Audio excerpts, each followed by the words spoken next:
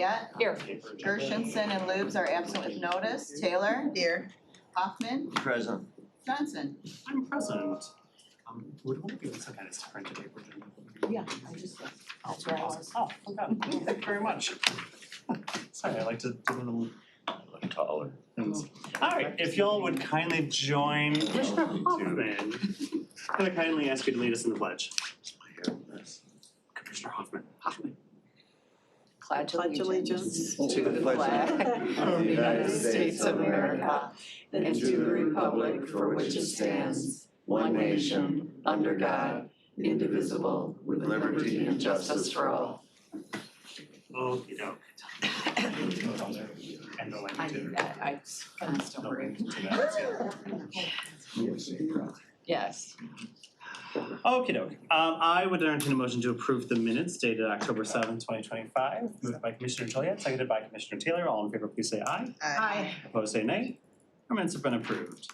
I would entertain a motion to approve today's agenda.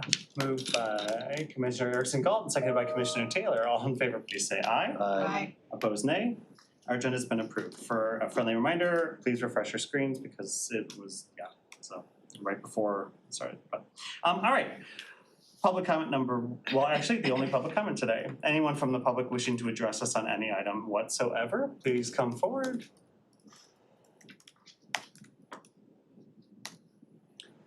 Stirring discussions, thank you very much.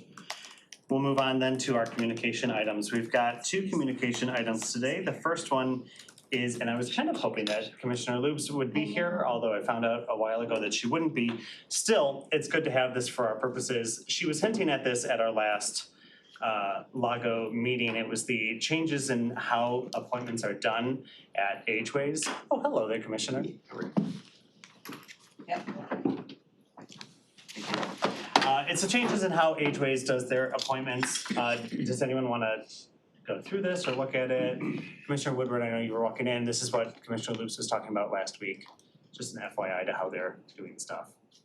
I don't really think it affects us at all. I know Pam and I were talking, and if I were in Field County, I might be more irked by it, but cool, all right.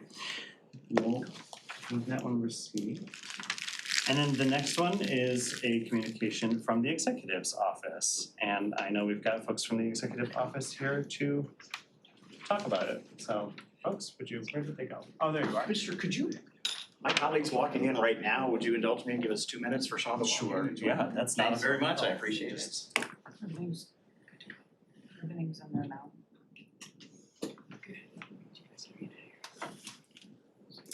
I feel any shorter than I already am. Oh, I haven't done those in a Okay. while. It's just one of those like Okay, do just with wanna make it. sure. Yeah, That's you're it, good. thank you.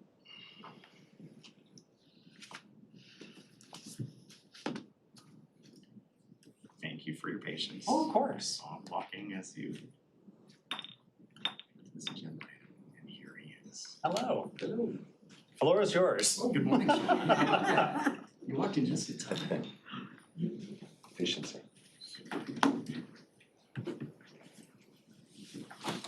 Okay, thank you, Chairman Johnson and members of the committee. We know this is short notice, but really appreciate the opportunity to share with the committee the findings from an independent investigation into the awarding of an IT staffing services contract to a company called ZadeLogix. Just gonna take one quick minute to remind people about the timeline. On the evening of Thursday, July 3rd, headed into a holiday weekend, we received several members of county leadership, including the county executive, the chair of the board, and myself and others received an anonymous email from somebody suggesting or stating that a contract for IT staffing services had been issued to a company owned by a current county employee, which is contrary to county policy prohibiting such contracts. So on the first business day after that, which was Monday, July 7th, my colleague Sean Carlson suspended the contract and then led an effort to quickly review the facts of the matter, determined that the contract did in fact violate county policy and subsequently terminated the contract altogether. Important to note, the county was never invoiced, nobody was paid under the contract at this point. We managed to stop it before that happened. As we told both caucuses, majority and minority caucuses in July, we're committed to fully investigating the circumstances that led to the contract being entered into. So to ensure a thorough review, we asked Corporation Counsel for assistance. They went ahead and retained the law firm of Miller Canfield to conduct a complete and independent investigation. So I just want to say this, I know there's been some discussion about how long it's taken for this investigation to be completed. We had, suggested that we had hoped it would be done within 75 days or around the end of September. Once we went with the outside counsel, the control of the timeline was really in their hands. So we were not in control of the timeline of the investigation. This is as soon as we have the results and the findings and are able to share that with you. So I just want to highlight a couple of key points from the investigative findings, which you have before you in a report from Oakland County Corporation Counsel, and then Sean will kind of add to that. First, the company, Zadelogix, is owned by a current county employee who had been planning to retire from county service. Second, because the owner of Zadelogix is a current county employee, the contract itself violated county policy. And because county policy tracks Michigan statutes, that meant that the contract itself violated state law.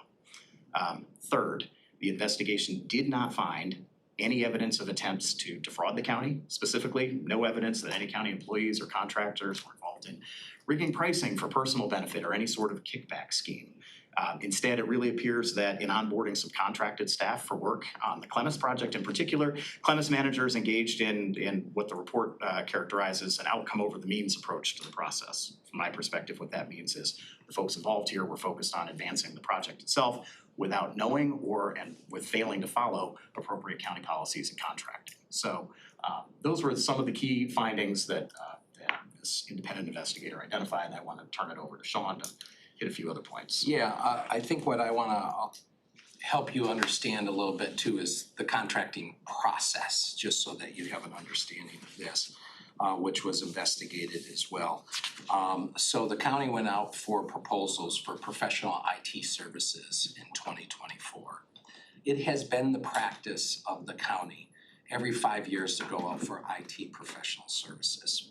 It has also been the practice to accept most of the IT professional service contracts that come in based upon what the pricing is. And as long as they're within 75% of the rates, they've got an algorithm, they basically have qualified everybody. Let me stop there for a second, because places where I've been in the past, generally when you go out for IT professional staffing services, you're picking 10, 20, 30. In the state of Michigan, we might have picked 50 or 60 different IT companies. You wanna have a slew of them, you wanna be able to, when the needs come up, be able to respond to them. It has been the practice here to also accept individual companies along the way, because if you have somebody who has talent and they gotta go through a staffing company, it may push up the price. So it has been the practice of the county to do this in order to actually save dollars from that perspective. So that is why when you see that there's 130 pre-qualified bidders. Now, that does not mean that all 130 were given contracts. Once there was, hey, we need that resource from this company, then a contract was initiated, a purchase order was established, and then set up. So not all 130 did receive contracts. It was at that time that Zadelogix, the employee, initiated the process.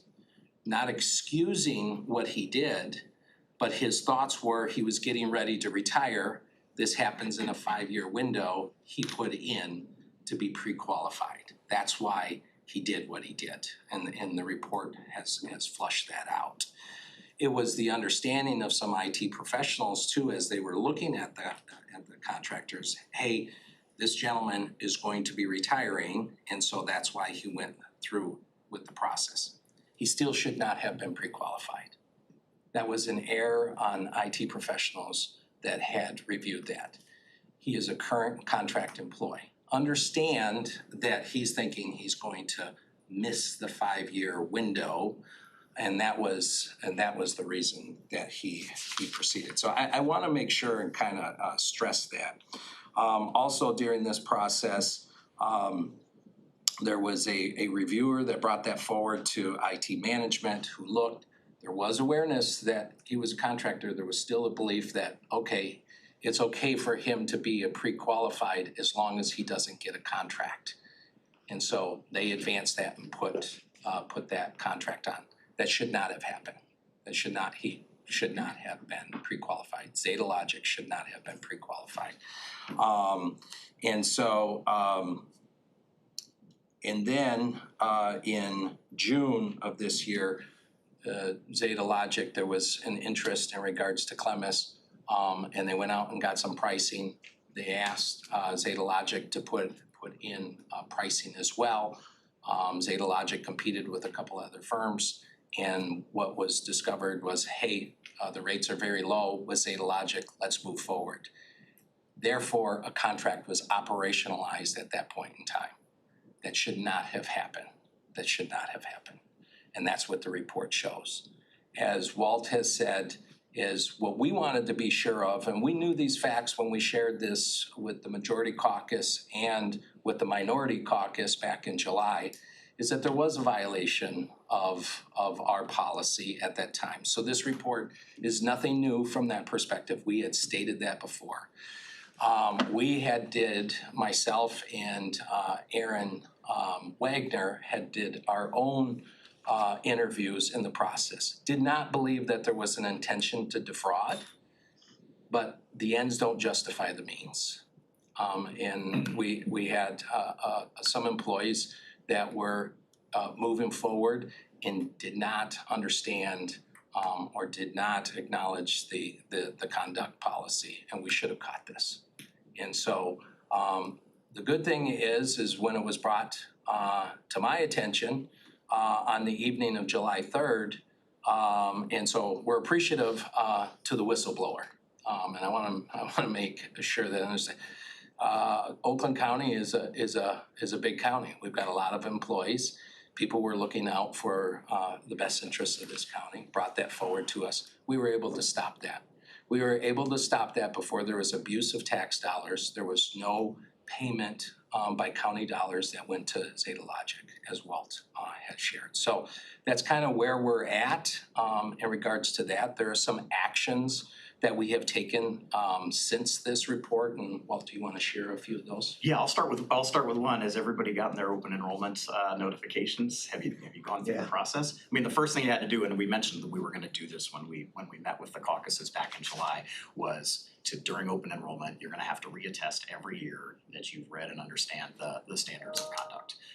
And so thanks to the team in HR and working with IT to make sure that, and they put out a notice in the Telegraph to make sure that the staff, everybody on the team here in Oakland County knows that's coming. And I did mine on the first day, and I can't even go select my health insurance until I do that. So I think that's an important step to make sure, because one of the things we found here is the employee in question, I think he started in 1999.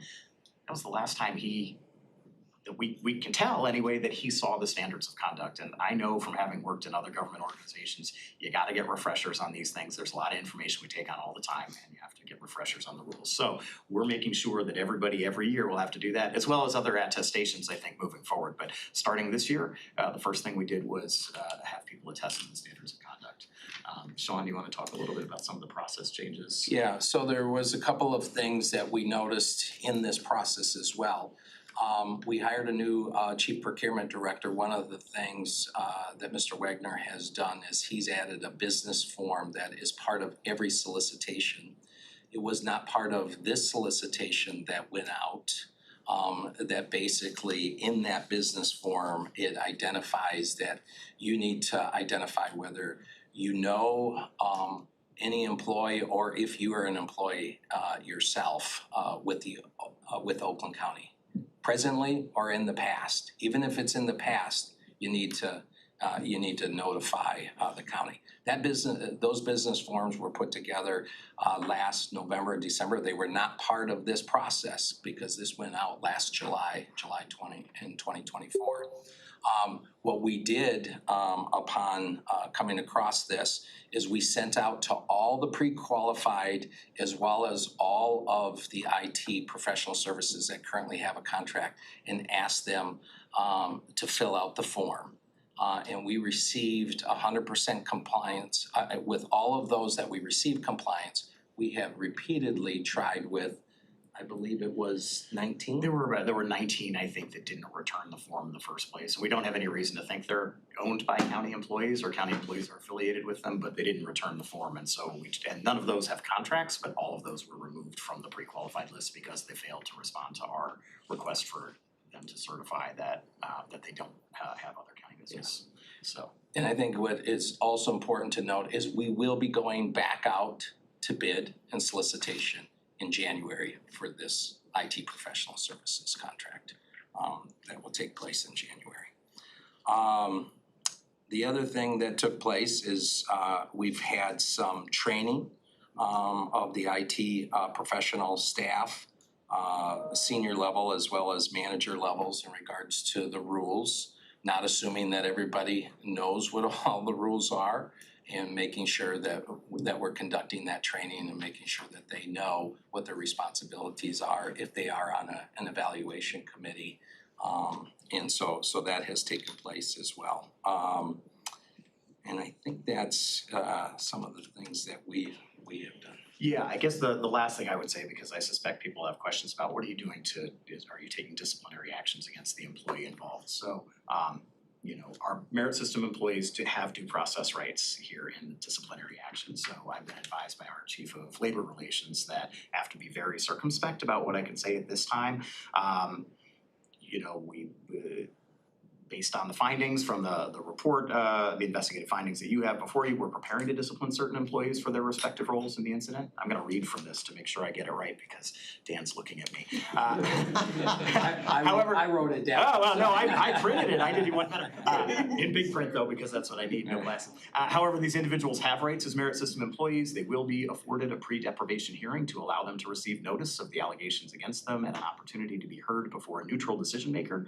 It's commonly referred to as a Loudermill hearing. Any discipline and or the severity of the discipline will only be levied after they've had an opportunity to exercise those rights. I can't say anything more than that.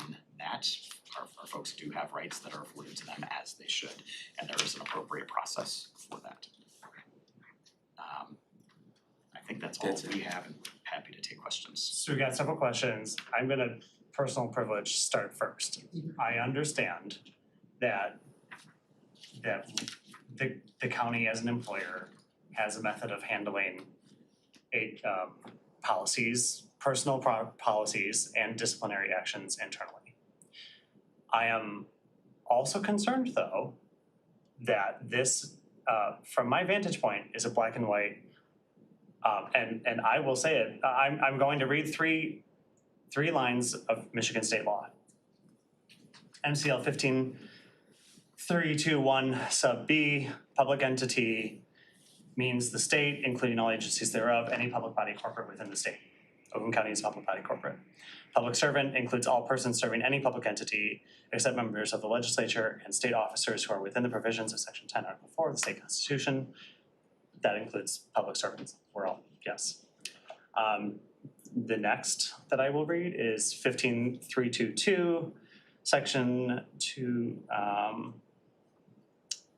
sub 1. Except as provided in sections 3 and 3A, a public servant shall not be a party directly or indirectly to any contract between himself or herself and the public entity of which he or she is an officer or employee. And then I will read 15.327, any person violating the provisions of this act is guilty of a misdemeanor.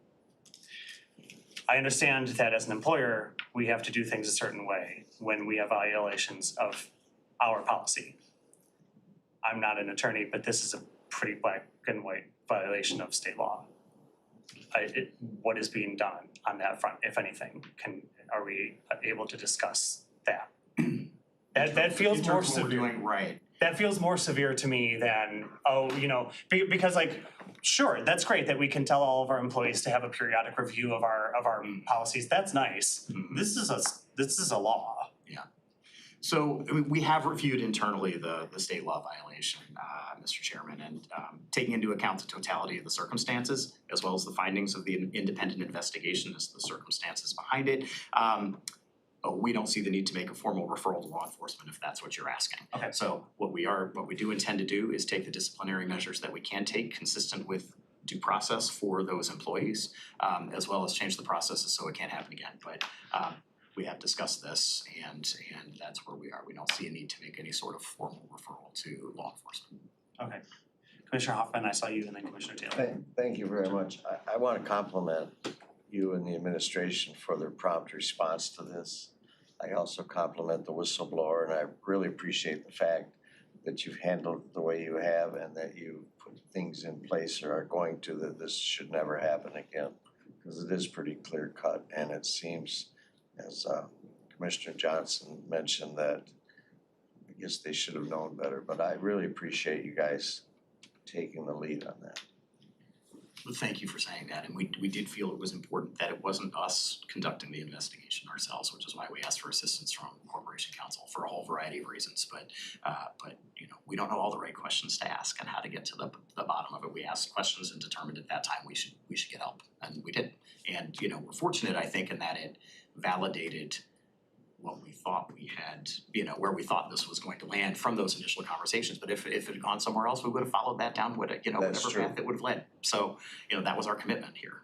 Thank you. Thank you. Commissioner Taylor, then Commissioner Juliet. I was gonna say the same things that Commissioner Hoffman had said, but in addition, I wanted to say I really applaud you because you went to an independent to keep it above board, to say this is not being prejudiced or biased in any way. You have a total independent person looking at it. And I really wanted to applaud you for that and then stepping out and doing that. But my only question was, how many employees are you looking at? I know it was the one with the contract, but it was multiple layers of employees. So how many are you reviewing internally? Yeah, I mean, I guess I would say probably 4. I mean, there were 2 who were kind of the primary actors here, who are referred to in the report by title, a manager in particular and the employee himself. There were a couple of other opportunities where this could have been caught, and I think that Sean kind of alluded to the fact that our evaluator could have like raised a flag and said, hey, just so you know, this is a Kern County employee, so we shouldn't give, so that was an opportunity. And department leadership who, you know, in the end, you know, they've got to sign the contracts and, you know, so, but there are 2 in particular, I think, who are kind of the primary. And that's what I thought I heard, Sean, you say that you are also looking at your management level, you're letting them know, or the process. Even if you have a question, that's where the whistleblower is so important, and I really do applaud that person, that you should have a process. If I go to my chairman with something, he should have a process that's to say, okay, thank you for bringing this to me, and now I'm going to do what I need to do and follow those. Have those processes been discussed? I hear that you have them, but apparently something was broken down in that.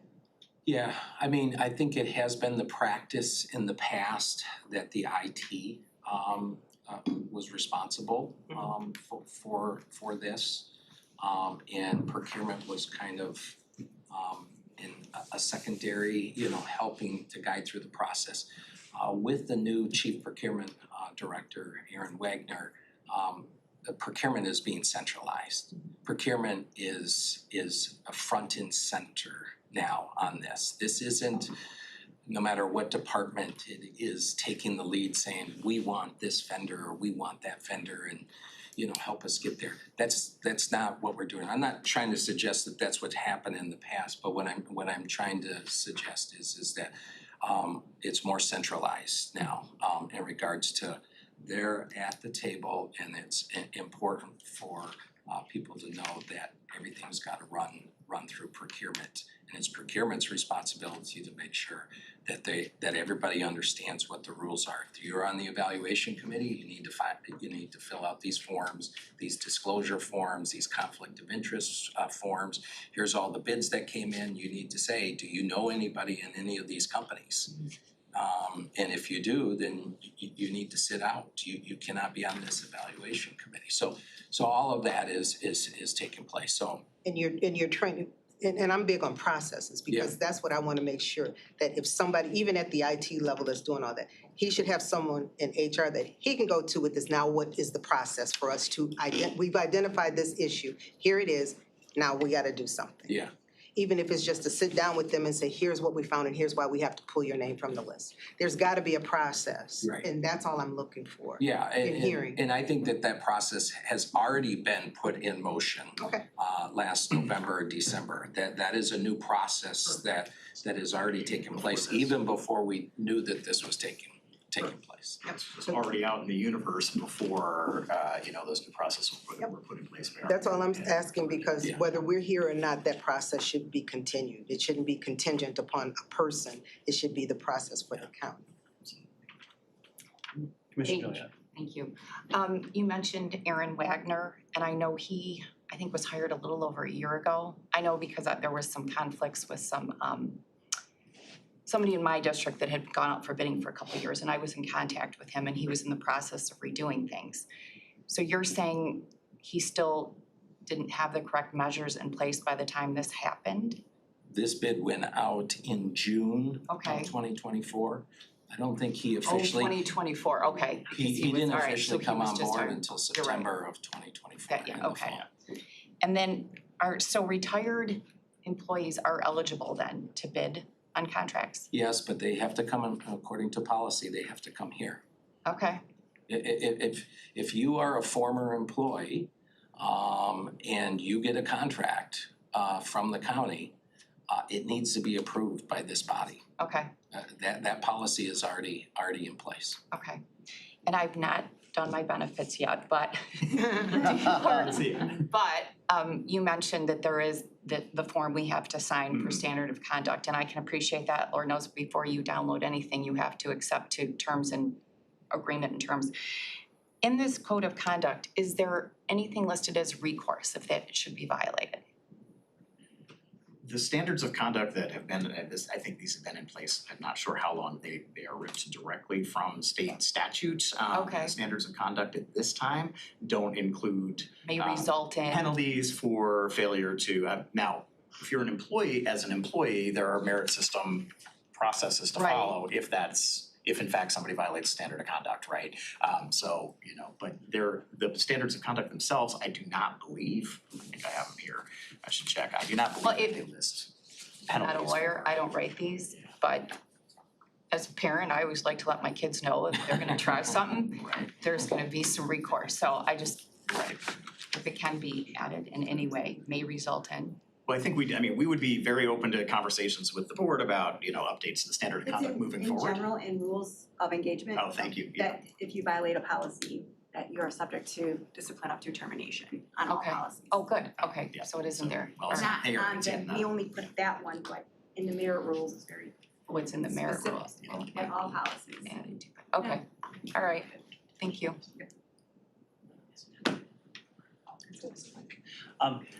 Anyone else?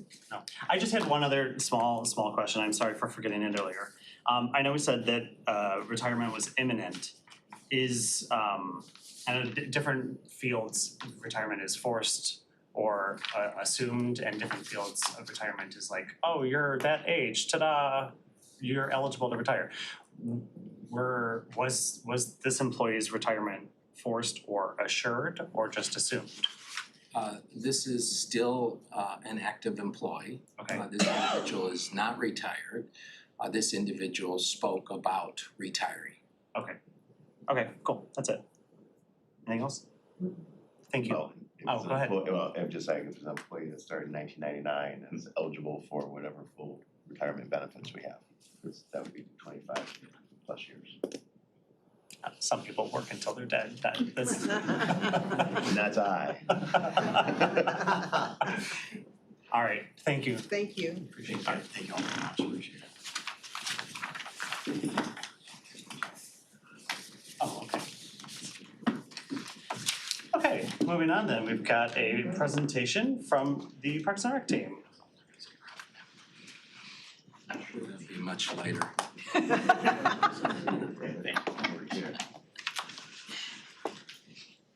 Morning. Good morning. Morning. We are going to try to be as brief as possible. I try not to be between people who carry live ammunition and their compensation decisions, so, and I know you've got other items on the agenda, but we did want to just take a moment to give you a little briefing on where Oakland County Parks is heading. We have a lot of new doors open to us following the successful approval of our millage question in the election last year. And that has spurred a lot of conversation about where we're heading, how we can use these dollars wisely and most effectively. I am going to apologize to Commissioner Erickson. Gall's already seen this in various versions throughout the year, 5 or 6 times. This has been a major focus of our Parks Commission to sort through these questions, and we're not quite fully there yet, but we are pretty far along.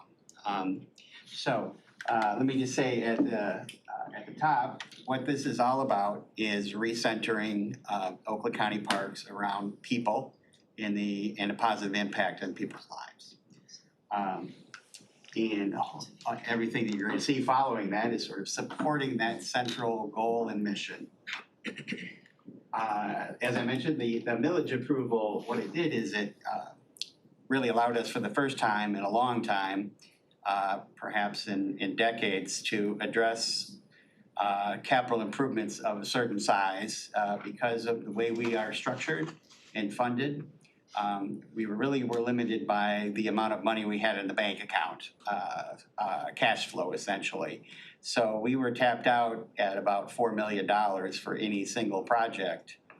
When you have big facilities like water parks that were initially funded with federal grants in the early days of our park system, that as they get older and deteriorate, really Oakland County Parks' hands were tied because they just had no means to make the expenditures of that size to replace things like the various rides at the Waterford Oaks that were removed in the late 2010s. So having a 20-year millage at the increased amount now opens the door for us to access low interest financing through, bond proposals or bond measures, which is something we are weighing as we bring this whole plan together. I will also say this has really opened the door for us for the first time to seriously serve all of Oakland County. And this plan is very much geared towards achieving that goal. We have many things that we need to do to adapt and modernize to meet current and future demands. And let me also say that I especially feel a deep sense of responsibility that we have to continually maintain and earn the trust of the taxpayers who have given us this opportunity. Mission 26 is named around the fact that we are heading into our 60th year next year. It also echoes what was a major National Park System initiative in 1966, which is also the year of our founding, called Mission 66. It was $1 billion transformation plan that really brought our national park system into the 20th century. In post-World War II era, it was just simply overwhelmed with people and serious issues were occurring. So Mission 66 really made our current national park system possible. So we're drawing some inspiration from that. Any fans of architecture, you can see that sort of 1960s era architecture throughout our national park system and sort of a lasting legacy of that Mission 66 initiative. So I will say this about our team at Oakland County Parks. They are resilient and adaptive, and we certainly have found a way to build the plane while flying it and changing the pilot, the destination, adding passengers, and merging with other airlines while we're doing it. I didn't tell Alan, but I have the only parachute, so hopefully it won't crash. But it has been an extraordinary effort over the last few years, and it's also been a period of extraordinary growth and change. Not only we've had changes in leadership and priorities, our Parks Commission is entirely remade from the Parks Commission of just 7-8 years ago. A lot more diversity, younger folks with families, folks from different parts of the county, geographically, different perspectives. And our upper management team has also turned over, including myself and several other members of our management team. We've added 2 parks in just a 3-year period of time. Your funding of the Healthy Communities ARPA plan made that possible. We have 3 more on the way and under construction. Oak Park Woods, Southfield Oaks, and we have the Ambassador Park, which is going to become the McGilvery Play Garden, incorporated into Red Oaks County Park. In addition to Pontiac Oaks, which we took over in a week's time, they gave us the keys and said, please take it over. And we took about 20 dumpsters worth of things out of that park. I have a sign in my office that's riddled with bullet holes that was a do not enter sign right in front of a playground there. And so the transformation you can see in that park right now is just extraordinary. And we're very proud of that. So partnerships have really made a big difference for us. And you know, I see our chairman of the board, who during my time serving here really made the difference in our 2020 millage, especially kind of being the rock of the shoe, frankly, insisting that there were backed up needs and that an increase was needed. And what that has allowed us to do is to begin to clear through a massive backlog of deferred maintenance. We had over $20 million in deferred maintenance. Not a lot of sexy bells and whistles, broken concrete, bathrooms that weren't open and functional, et cetera. And we are about 2/3 through that, either completed or scheduled in the next couple of years. The remaining third are sort of the difficult questions of what do we do with this this amenity or attraction? Do we want to double down on it, or do we want to evolve in a different direction? But we have really made a huge amount of progress. So that's 10 times the amount of capital improvement spending that we had just 5 years ago. And you know, that's an extraordinary testament to the staff who have really gone from this like starvation period to this abundance without breaking. And I'm very grateful to them. We've got some great professionals at Oakland County Parks. Our operating budget's 100% increase from what it was just 5 years ago. So altogether, we are under a certain amount of strain as an organization that is experiencing rapid growth. And also, you know, moving towards this changed priority with a people-centered focus, which is we have our politics in parks, just like, you know, the world of politics in general, and there are folks who prioritize different things. Sometimes they're more focused on land, natural resources stewardship, and all those things are important, but we really want to make it clear that, you know, we are a voter-supported, people-supported park system, and our core goal is in making positive impacts in people's lives. And I think that also reflects, frankly, the county government's values, and we want to reflect that as well. Just to make the case a little bit stronger, because, you know, I think we came through the pandemic, at least I did, and I think many people did as well, deeper understanding of the role that parks play. They are not just nice to have, but they're really kind of core health and civic infrastructure. And there is just a mountain of evidence that backs that up in scientific studies. Boosting mental health, time in nature lowers cortisol and anxiety within minutes, sharpens minds, improving focus, memory, and cognition. It will also cut depression risk by up to 30%, and reduce loneliness and isolation. And we even see where mental health professionals are actually writing parks prescriptions for their patients to get out into nature. And they feel this is one of the most effective things people could do. Also, in terms of just your physical fitness and health, active parks boost exercise by 37%. Nearby green space lowers the risk of heart disease, obesity, and diabetes, and reduces blood pressure and stress, as you can see here. And altogether, health benefits return about $3 to $5 for every dollar invested in parks. So, and then finally, you know, parks connect people and communities. They are a common place for people to meet strangers and build friendships and relationships. They are something that creates vibrant communities that have higher trust and civic pride, lower crime and stronger social cohesion. They are equity anchors. Everyone shares in the benefits of parks and public life, especially if we do our jobs right and make sure that they are equitably accessible to all of our residents. Just a few things on trends. These are not news to any of you, but we have a rapidly aging population here in Oakland County. By the end of the decade, seniors will outnumber children. Fastest growing segment of our population is 85 years and above, and 24 of 28 school districts have declining enrollment, and that has an additional impact on us as we're so reliant upon school age employees, frankly.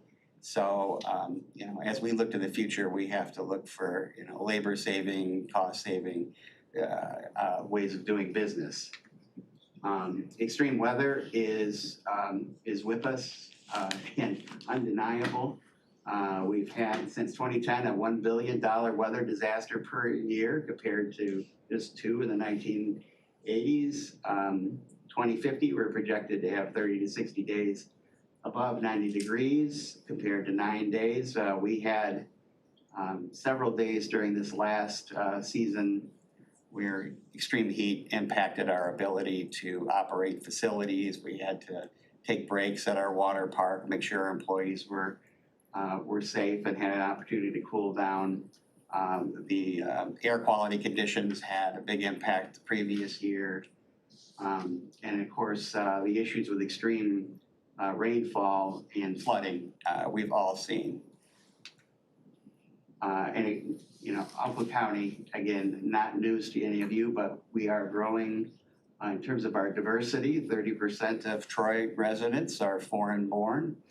1 in 6 Oakland County residents speak a language other than English at home, and our total population of color is projected to surge from 23% to 37% by 2050.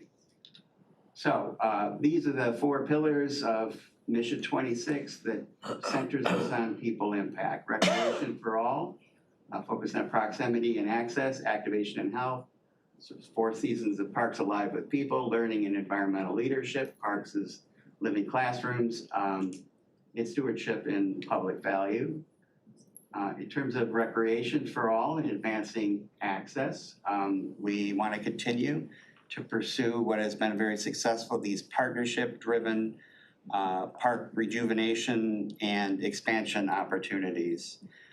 We have been able to grow our park system over the last 3 years by about 640 acres without, between partnership agreements and grant funding, very little money into acquisition. And all that money that would have been spent on acquisition, we've been able to put into improving those parks and making them better for people. That's been a good model. We have a number of other partnerships on deck as well that would basically double that number. And once that's all complete, we will have reached a point where we'll have 73% of Oakland County residents within a 3-mile distance of a county-funded park. That's a pretty extraordinary change from just a few years ago, frankly. And when we look at who benefits from Oakland County parks, who uses our facilities, 61% back in 2020 were centered in just the north central Oakland County area, Waterford, Independence Township, Orion, et cetera. We've already seen, just with some of the ARPA projects, a 5% increase in southern Oakland County share of the use of our park system. As we continue to move forward with this, that number is going to continue to grow while we're not sacrificing anything on the north end of the county. That's made possible through this millage, frankly. We don't have to have the winners and losers depending on where you live in the county. We're going to be able to serve everyone. And at the same time, as we make parks really more focused on those core free experiences, the cost of operating parks, the cost per visit is going down from about $7.50 to about $5.50 per guest experience. So that is also part of this. Of course, we want to update amenities and facilities, make sure that they're accessible for people of all abilities and ages. That McGilvery Play Garden is one of our showpieces of intergenerational space, bringing people together. We're looking forward to opening that next year. And not just parks, but greenways, pedestrian connectivity, our rivers sort of create the connective tissue between the parks. And we have expanded our footprint into this area. We have the 9-line project that we've come before you to talk to you about before, connecting along the southern border of Oakland County. We are going to be launching a Rouge green corridor with Southfield, Farmington Hills, and several other communities. We have the same opportunities on the Clinton River, Huron River as well. So more to come on that front. And we are, changing up how we do business internally to make sure that the guest experience is sort of the center of our design development decision making.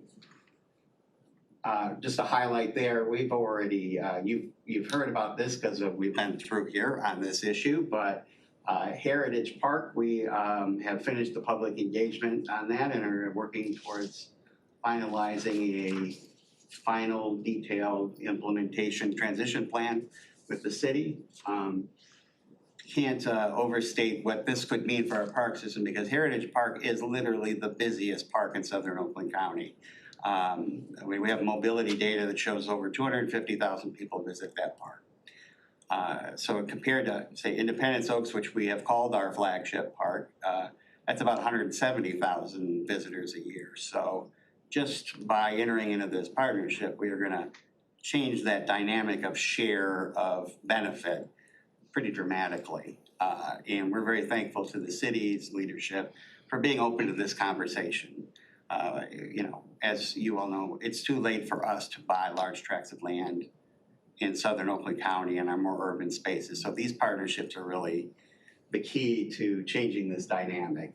And this is a really great space. It's 211 acres, a lot of natural space on a branch of the Rouge River, has a very popular nature center, the Spicer Farm as well, which ties into one of our other pillars as well.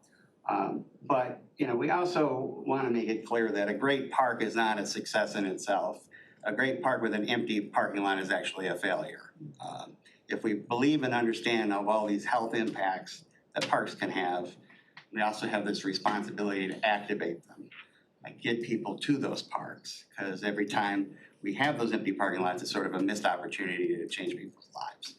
So we're going to be reoriented onto this focus of getting our parks full and alive with people, free and low-cost fitness and well-being programming, all-season amenities. 65% of our usage is in the summer months alone.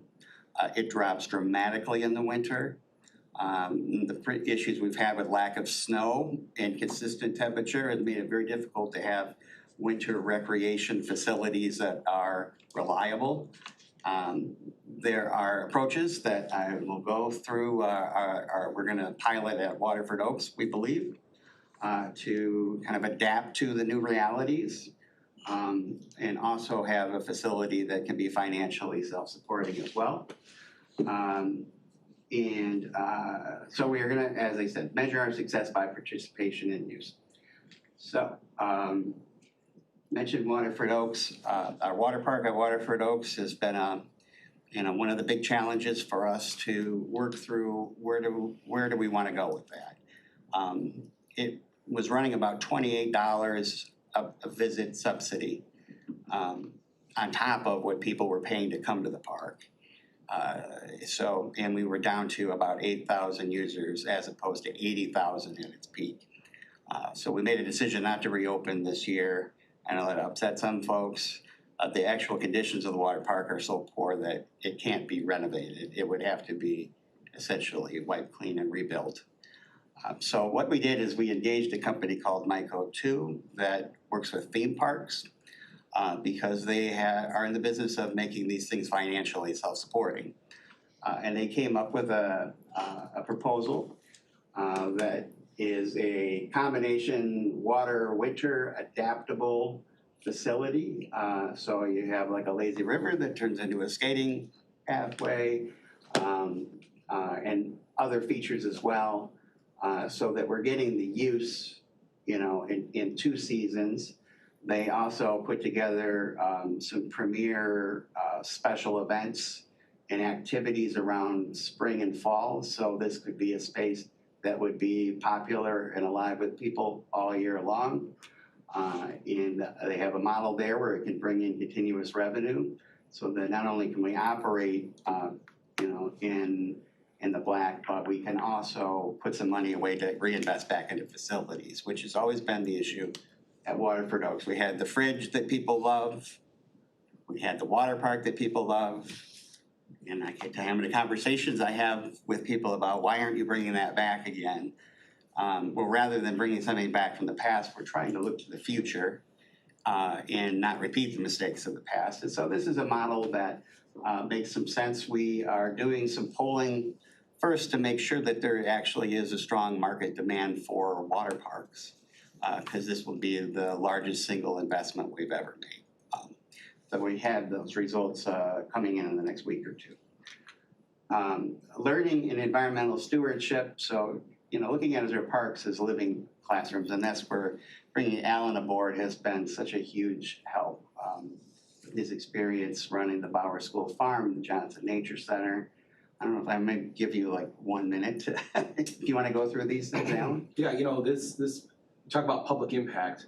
We're building stewards for the future. Young people is where it's at. So, starting with the Discovery Gateway Network, this is taking parks that already exist and building the discovery-ready spaces. So whether that's a teacher that wants to take young people or their students out into the park, we have an entire generation of young people that are not accustomed to going outdoors. And in fact, the woods could be scary in some cases. And so we sort of demystify that by creating these opportunities and leading teachers and young people in these spaces. The Oakland County Nature Corps, I think many of you may be familiar with Greening of Detroit. Doing something very similar in Oakland County here, and that's your next slide. Yeah, go ahead. We have a wonderful natural resource stewardship team at Oakland County Parks, taking care of invasives. The thing is, we can care for our natural resources, but without getting our citizens and our residents connected to and understanding why, so then they can make a difference in their own backyard or on their own lands. That's really what the OC Nature Corps, the Green Corps can do.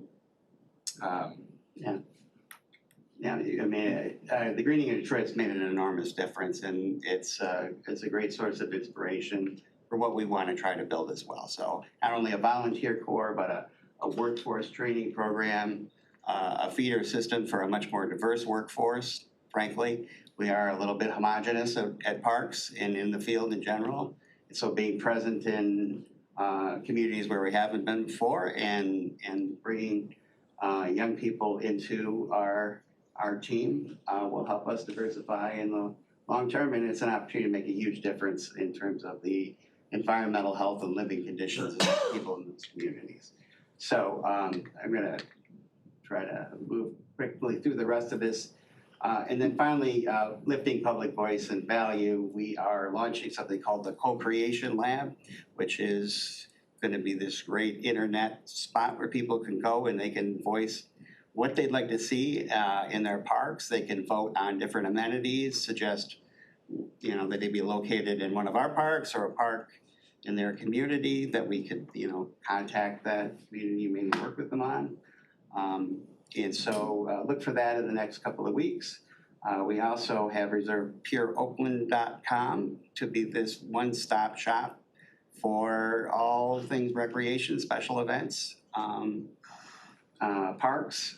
We have an abundance in Oakland County, but it is broken up through this fragmented system of layers of government and different agencies that don't often talk to each other and coordinate with each other. And it's very difficult for the public to sort through all that and understand what's okay for them to enjoy. So that's the vision for that Pure Oakland. We were gonna have a dashboard that transparently reports on our performance and budgeting. And again, we wanna make sure we don't repeat any of the mistakes of the past by baking into the plans as we're building these things, long-term, replacement costs and operating costs as well.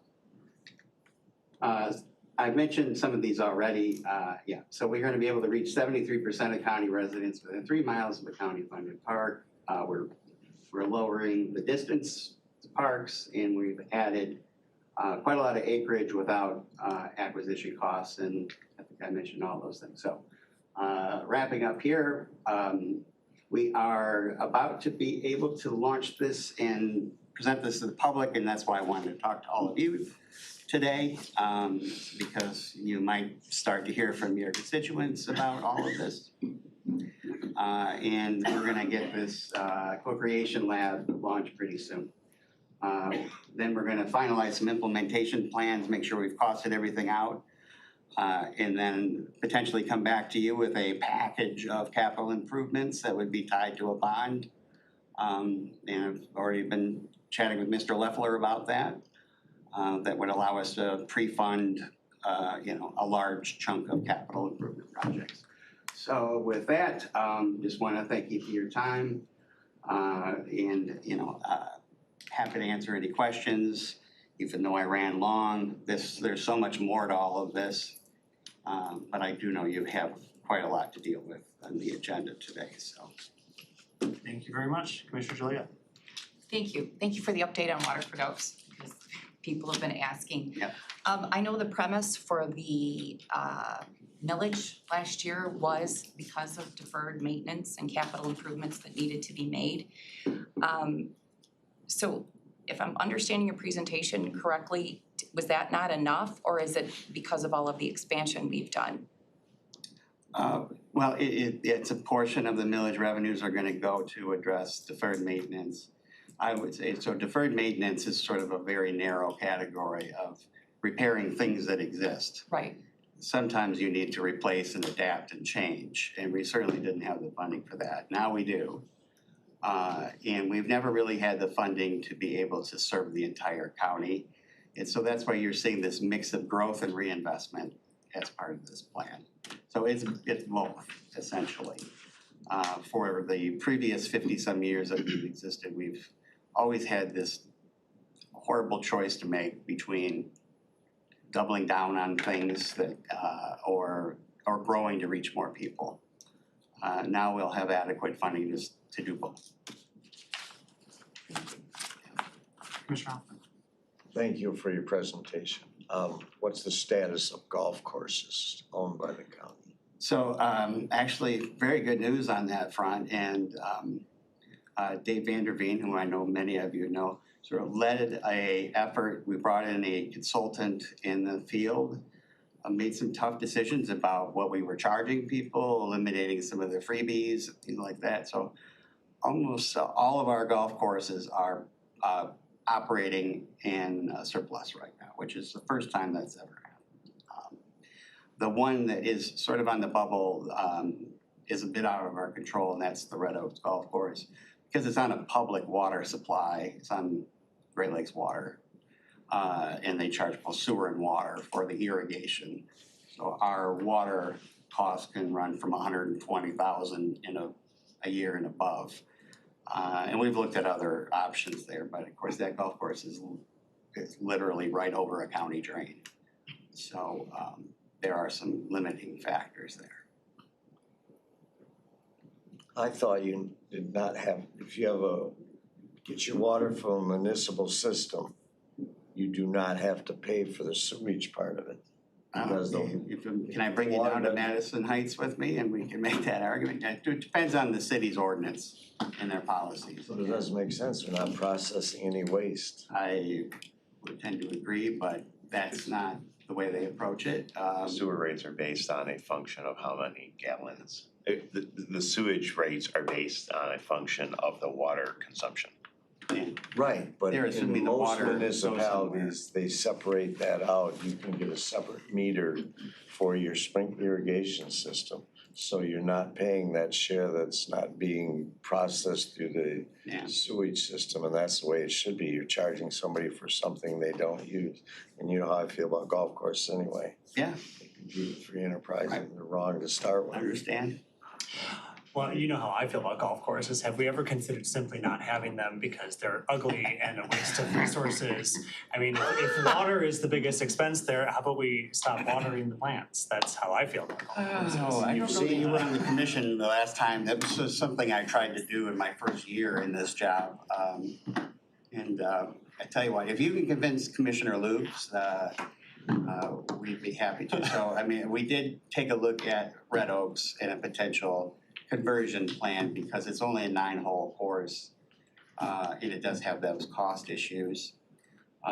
We also have, an opportunity that continually is brought up, the Rackham Golf Course owned by the city of Detroit, next to the Detroit Zoo, which is where Ben Davis, who is sort of the Jackie Robinson of golf, was the manager there for years.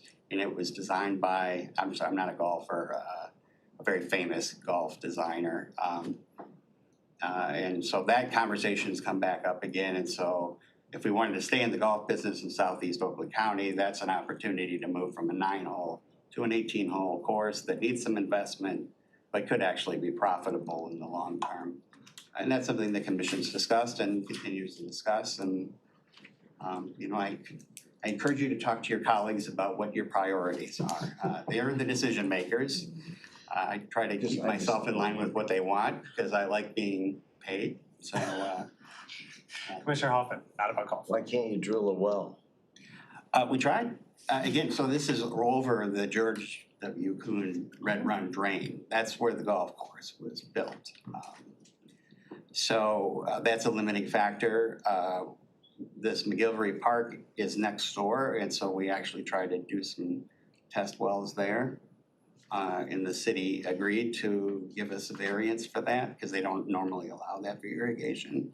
And the aquifer wasn't there. The hydrologist didn't think there was any hope. And it was, declining returns, continuing to put money into it. If you've got a better idea, we're all for it. I mean, we've looked at recirculating irrigation systems where you're capturing stormwater and you're recycling it. It's a little more expensive than the return on investment there. And again, if anything ever had to be done to repair that drain, it would pretty much destroy the whole golf course and we would have to rebuild it. So that's hanging over the head of that course as well. Alright. But I will tell you, there are people in that part of the county that love that golf course and they have made that known. And many of them, I think, hang out with Commissioner Lubes at the Eagles Club. Thank you. Any other questions, comments? No? Good job. That's All exciting right, stuff. thanks again for your time and sorry for bleeding into the agenda. Okay, thank you. All right, thank you. All right, that'll move us into our regular agenda. We've got a few items from HR. I would entertain a motion to recommend and forward to finance. I'm gonna take them together for the sake of expediency. Items 9A and B. I would entertain a motion to recommend both favorably to finance. Moved by So moved. Commissioner Taylor, seconded by Commissioner Hoffman. Thank you. Hello. Hi, good morning. Thanks for making time again. We are quickly approaching the final few meetings of this. Nice to see everyone again. I'm Dan Clemmer, I'm our Chief of Labor Relations. I'm here before you today, taking these two items together. It's the AFSCME contract and the Sheriff's Office Command Officers contract. So purpose of expediency, the AFSCME contract is very similar to the ones that I have presented to you before over the last few weeks. I'm happy to answer any questions on that, but I just wanted to highlight that there's nothing terribly new or different from the ones that were previously reviewed. I just want to highlight that that impacts about, I think, 78 employees throughout the court, mostly in the probation, youth assistance areas. So those are the impacted folks there. Then I just want to turn the attention to the Oakland County Sheriff's Office Command Officer one. This one's slightly different, and I just want to explain why. So you'll notice that the wage increases are different from the prior one, the other prior sets of contracts. The other kind of change, which is good news for us and my team. This is a 4-year contract, which means that it staggers a little bit more, so we don't have the contract season that we just went through negotiating, 8 or 9 or 10 in one fell swoop, which was exhausting for the team and myself. The wage increases essentially are due to market conditions, market rates for our comparables, which are Kent County and Macomb County. I'm not gonna say that our hands were essentially tied, but our comparables drive the cost of this. The uniqueness of our policing employees are they are subject to what's called Act 312 arbitration. Many of you may be familiar with that term, which means that if we don't necessarily identify the appropriate rates, that those rates will be forced on us at a later time anyway. So we were able to come to an agreement where everyone walked away reasonably satisfied, matched market rates, but also retain the ability to keep bringing in talent. As you know, recruitment is a difficulty with policing. And so this allows us to remain competitive in the field while also retaining the appropriate market rate structure and allowing us to get a 4-year deal done. So with that, I'm trying to be as brief as I can. Each time I whittle down a little bit more, so hopefully I've accomplished that for you. I'm happy to take any questions. Otherwise, I would request that this be moved forward to finance. Questions, comments, concerns? Commissioner. I just have one comment, and it's on the sheriff's office, and I realize it's a done deal and you guys are whatever, but we were told by the sheriff's department that they're having a hard time, or they're having a challenging time maintaining full staffing because of the personal leave time being exercised. So I just want that noted. I know will go forward and all that, but. Appreciate that. Thank you. Who's maintaining staffing problems? It was brought to our attention by the undersheriff that he's just had a challenging time maintaining full staffing. Got it. Yeah. Not because there's not enough of them, it's just they're exercising I just saw that the personal leave time was increased, that's all. Anything else? All right, motion on the floor is to recommend to finance. Madam Clerk, please prompt the vote.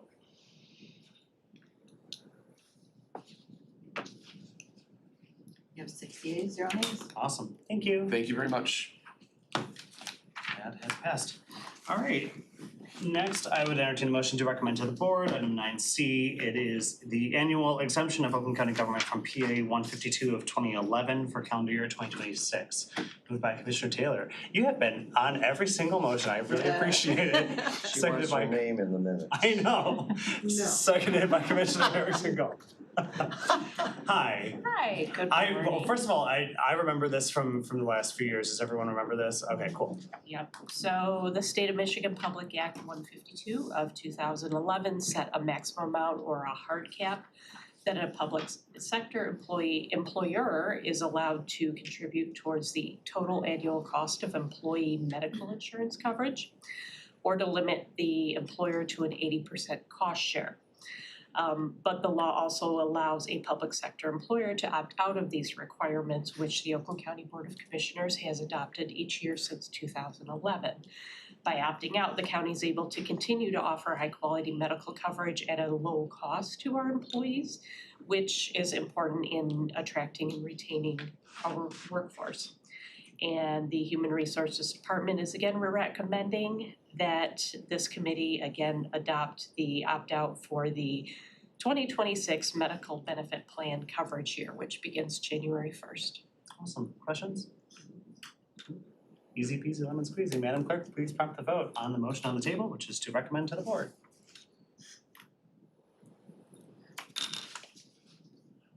You have 6 yeas, 0 nays. Thank you very much. Thank you. If I could take a moment to encourage everyone to please do your open enrollment. We do have someone from our benefits team here on site to assist you today and tomorrow.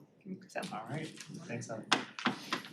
We'll move on then to our Board of Commissioners recommendations. First thing is Building Authority appointment, and I would encourage folks to just click on it. Also refresh your screens if you haven't done so in the last 20 or so minutes. We've got some things added.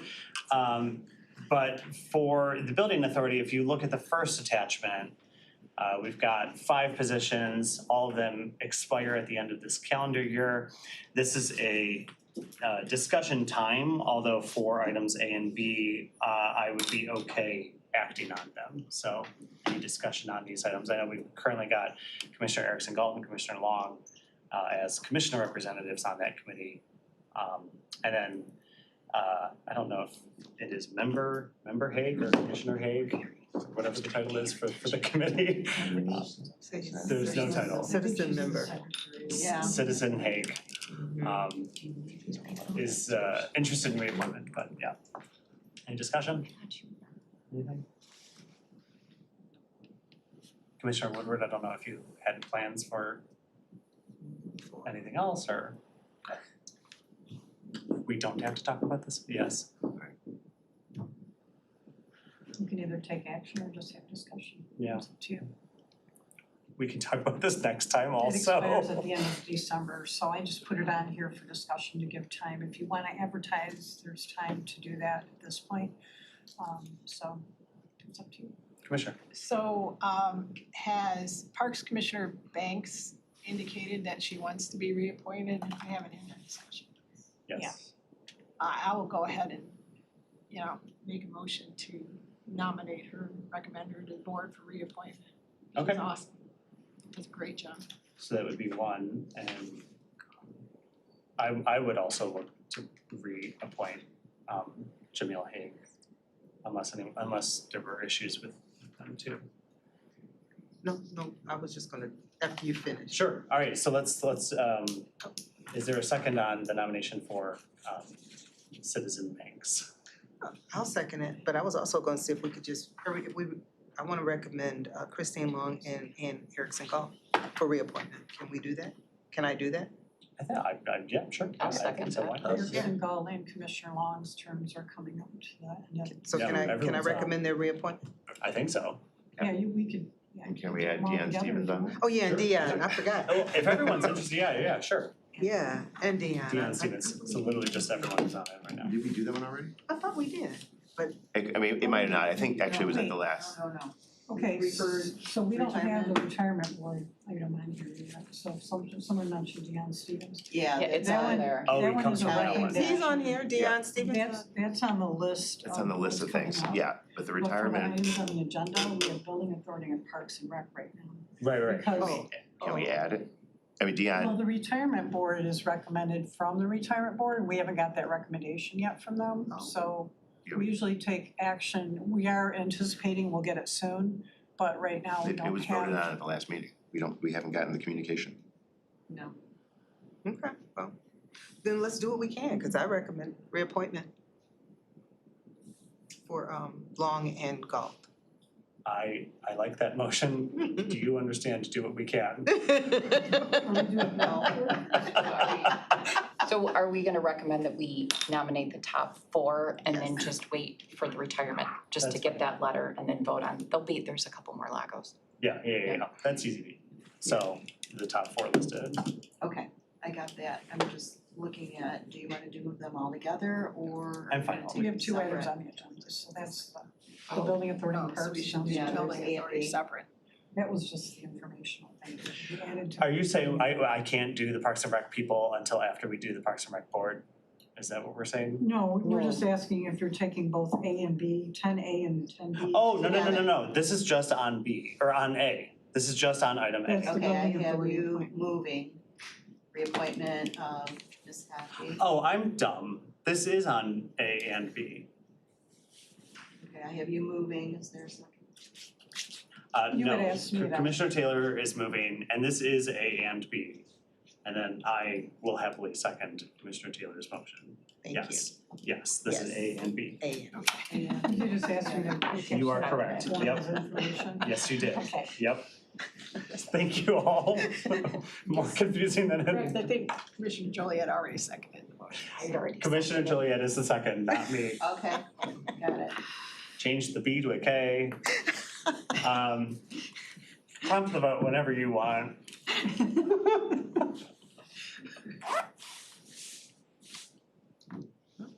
Think about We're having a great time. Doing what we can, doing what we can. You have 6 yeas, 0 nays. Sweet. Thank you very much. Those nominations have been forwarded to the board. And then the last item today is just a discussion, and I would really strongly recommend no action today because I think that there's genuinely a lot to discuss. But if all of you could like take one in here, I'm just gonna shout that was a pitiful attempt at and shove two. I'm gonna steal this one because that's mine. If there are two, could you shove them across the table there? This is a very informal informal spreadsheet that I made yesterday. There's an extra, I think there's an extra. Informal, I claim no perfection, but I tried to do this yesterday.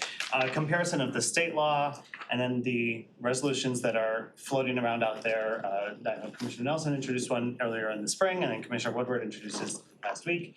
The state law is attached to the brief item summary. But really all this is to kind of get all the different ideas in front of us so that we can see what we're talking about regarding this issue. And then they're all also attached, and I encourage everyone to go through them in depth on your own time. And I gave you a column for your notes and a column for a discussion. And I have. Nice job, I wanna say. Thank you, thank you. Look, years of staffing, I finally got to do a little legislative analysis here. But I don't have an agenda specifically today. I just kind of wanted to take a temperature check and see if anyone had any top line thoughts. And then maybe between this Lago and the next Lago, go do your own homework, read all the different things, go to other states, look at all their stuff too. But anyone have any like top line thoughts? Because I think that's just kind of a good place to start. Do you have any? Sure, Commissioner Wood. Yeah, I mean, I'll just start off and, because I know individuals have reached out. Things that are still in motion is a question still pending before Corporation Council on the Constitutional and Statutory Authority of Boards Act. And so that will be part of this process and. It's the very first row on the spreadsheet. There we go. I didn't even get to the first line. I jumped into the inside. Yeah, I just want to let people know that I would expect by the next Lago that we'll have at least something that we can start reviewing. Cool. On that point. But from a timeline perspective, our objective, I mean, working in collaboration with the executive office is to get a policy adopted by the end of the year, the calendar year. I think we can do that, probably. I think we have 3 of those left. Yeah. Three of those left? Okay, cool. Any other top line thoughts, comments?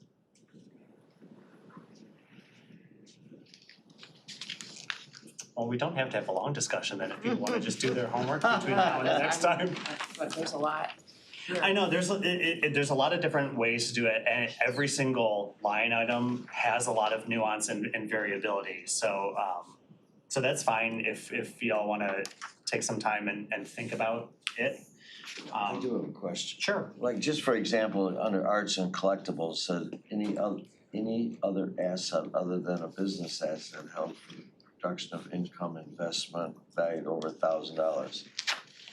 Is that a question you answer yes to, or you have to list? It's, well, per the state one, you would list, I have a wine collection and I don't drink the wine, I buy the wine to sell the wine. It is an investment asset, so you would list your wine collection. But would you list, you want the value of that collection, or just that you hold that asset? Generally for the state law, no, you just list that you have a wine collection valued over $1,000. And that's kind of consistent for all of the assets. With exception to the land, I think you would list like parcel by parcel, but you don't include the street address, so you might have like 3 different parcels on the same street and you just say, you know, Smith, Smith, Smith in Rochester, 3 Michigan. houses or whatever. Sure. And then you want the value, is that what you're asking? No, values normally aren't Oh, specified you just list the asset. per the state one, but we can design our own system however you want it. Right. If you need help drinking, Yeah, roll I do $1,000 that out, collection. you let me. Well, yeah. Just to window it down. Call over, run over for I don't share. But that's the thing too, I mean, so like for that column specifically, per the state law, no, if you're buying art for your own enjoyment, that's not considered an investment. If you're buying wine to drink the wine, that's not an investment. The state law really looks to track investments. Okay.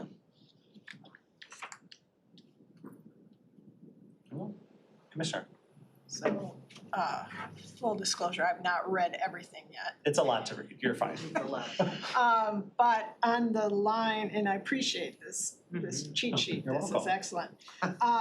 On the gifts, do any of the proposals in front of us or the state law have a monetary amount? And I use it by way of example, when I served on city council, we had to report gifts that were not food that had a value of more than X amount, I think it was $20. So like if somebody gives me a keychain, do I have to report that? Because that's gonna become If it's crazy. Right. I think that's a great question. Obviously, we design our policy however we want. I will say, when I worked at the State Department and when I worked in Congress, that was absolutely a thing that was strictly, I mean, those were long-term policies. I think it was like $25 at one time. When this went into effect, so the state law is new, right? And I was in the legislature at the time, no, but maybe was kind of how the law came out. So I mean, we were freaking out because lobbyists, I mean, firms come around all the time and they're like, hey, here's a coffee mug full of mints. And you're like, oh, God damn, now I have to fill out a form and report that you gave me a coffee mug full. I didn't ask for the coffee mug full of mints in the first place, you know? But because of that kind of thing, there was a lot of, I don't know, we'll wait until someone sues someone and then maybe a court will tell us that there's a threshold. I'd like us to be more specific than that, because that was annoying.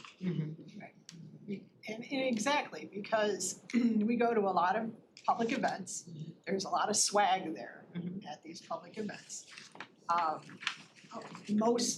The type of swag you pick up, such a coffee mug, it's just a couple dollars in value, and it becomes, in fact, when I was on council, I got in the habit of just not even taking anything. Because I didn't wanna have to fill out a damn form every time I got a coffee mug or so forth. And I don't think that if I go to a public event and the Chamber of Commerce member business is giving me a coffee mug, they're asking me to vote a particular way. They're just saying, hey, we appreciate your service, here's a coffee mug. And it becomes a whole, we're basically a solution in search of a problem. And that's where I don't want us to go. Yeah. I agree with that, and those are just future assets for garage sales. Yes. What we're talking about is a wardrobe. And a point of conflict between me and my husband, as he says, you really need to clear out the coffee mug. Yeah, I mean, I think it state versus local, one of the complexities that exists is that you've got the Secretary of State that's in a position of kind of evaluating what is and what isn't. I think there was public coverage of like the auto show, like, is that a gift? I mean, everyone wanted legislators to go to the auto show and everyone's like, can we go to the auto show? Can we not go to the auto show? And so the Secretary of State like promulgated like the rules on that. We don't have the same thing. I mean, if we were to adopt this comes back again to what is the authority that we have to be able to put a policy in place and interpret these things, and what is the process for interpretation, as Commissioner Johnson was talking about, is like if it's left like unanswered, then what's the determining factor? And so I think there's, as we go through this process, I mean, what Commissioner Erickson Galt bringing up is very appropriate. Commissioner. No. Oh, okay, I'm done, I said my piece. sure. Anything else? All right, cool. Well, I'm happy to conclude there and we'll just pick up next time. There's a lot to discuss, so appreciate all of you and do your homework. Okay. Any other business today? No? Well, it's easy enough. I'm gonna go ahead and adjourn then. It is 10:31. Perfect.